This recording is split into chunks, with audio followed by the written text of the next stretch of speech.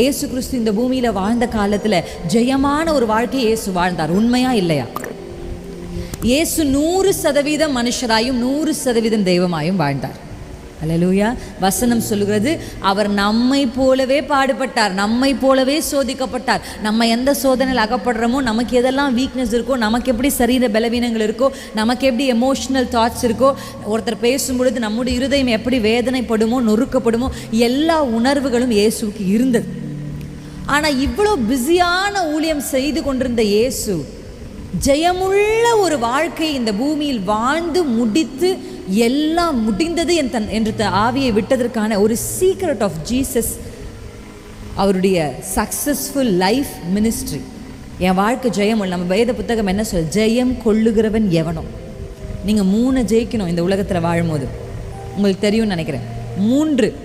1 பாவம்,